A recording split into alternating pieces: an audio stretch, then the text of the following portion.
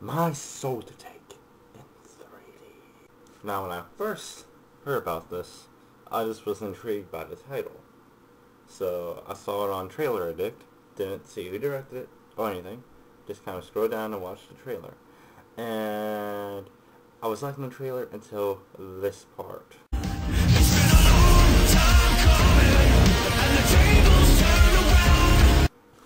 Now, most of you will be like, you don't like Wes Craven? That's not the point at all. The point is, I like old Wes Craven. Pre-Scream. I think Wes Craven has lost his touch. Back in the day, in the 70s, 80s, around that given time, 70s mostly, Wes Craven was on the top of his game, releasing terrifying movies such as A Nightmare on Elm Street. As you can see, Wes Craven, the director of Nightmare on Elm Street, right there. And he directed The Last House on the Left, and Hills Have Eyes, and the shitty Hills Have Eyes 2 sequel, which he made for money. So, yeah. Now, I like pre-Scream Wes Craven. I think everything after Scream that Wes Craven has put his own name on has been shit. I'm not a big fan of the Scream film franchise at all.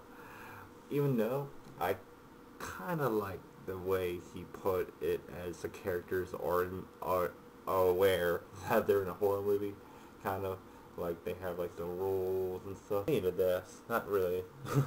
But about Wes Craven is he's called the King of Horror, and now his movies are basically kind of like cheesy, and it's kind of like that's dumb.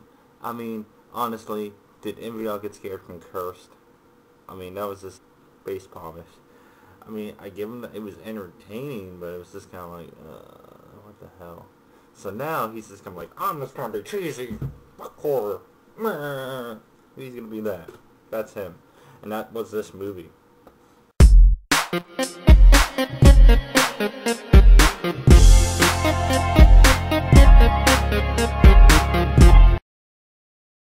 Now, the plot of My Soul to Take is about a town called Riverton, and it's in Massachusetts. And a woman's husband kind of goes crazy and kills her when she's pregnant. And the husband tries to kill the daughter, but the cops shoot him, and they think he's dead. So they're taking him in the ambulance, and the guy's still alive, gets up, and causes a huge crash. And he escapes somehow, and then you find out that on that same day that the wife was killed, that 7 other babies were born. So 16 years later, with all the kids grown up, they have a thing where they go to the place where the Riverton killer person, called the Riverton Slasher, that's what they nicknamed him, and they go to the place where he supposedly escaped at, and they try to call him out to, you know, face their fears. It's kind of stupid. And when the 7 kids are doing that stupid freaking, woo, the Reaper's gonna get me thing, one of them, the main character named Adam, nicknamed Bug, chickens out, and then they mock him, you a pussy, then he, like, starts, like, having weird blackouts, you know, being odd, and then, like, you find out that him or the 6 others may have the Reaper's soul in them, and they mimic each other, and it's stupid, and yeah. It's just so fucking stupid. It just makes me, you know,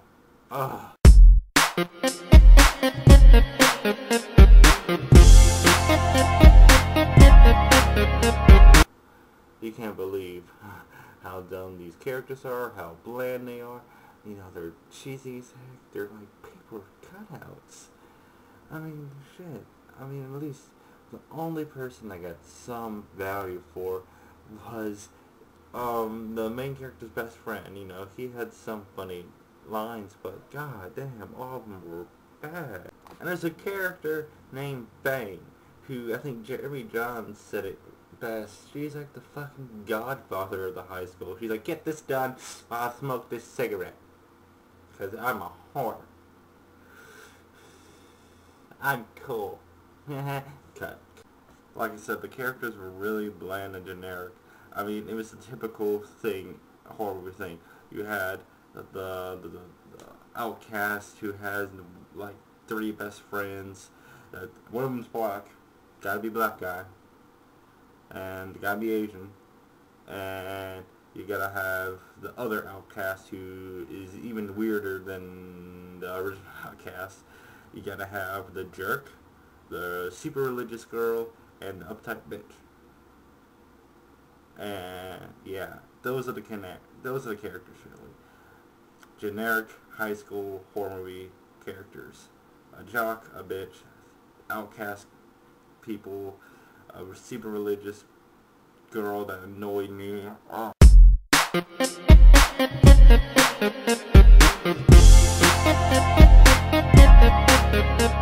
Spoiler, if you don't want to be spoiled about this piece of shit movie, don't watch the rest of this. Okay, I didn't like the ending. The ending was so bad. You find out that Bug's best friend Alex is the Ripper, but it doesn't really give you feedback. It just says, you have blood on your head. That means I hit you with the face earlier, and you had enough time to hide the blind black kid in the closet and come in here and act surprised. I'm just like, that's the explanation you gotta give me? Really? And, you know, they have a semi-fight scene and Bug stabs him and then Bug's the hero. You killed the Ripper! Yay! And that's the ending. Nothing else. Does not show that Bug is depressed about killing his best friend, that his other 2 friends are dead, anything. That's what's kind of weird. If my friends died, I would be a train wreck. I would be crying. Seriously. A little emotion, Mr. Bug. A little emotion. And it just kind of cuts off after this. He kind of reunites with his sister. And that's it. You know. He killed his best friend. And his best friend was a murderer. So, yeah. So, I saw the take. Overall, I didn't like it. I mean, Craven did what he did best now was, I'm sorry, I'm cracking my fingers. What he did best now is this cheesy not cheesy over the top, but like cheesy, generic high school things that high school kids eat up, but thank God this movie bombed. So yeah. Some parts were kind of cool. I mean, it's shot's well. I mean, the cinematography was pretty awesome.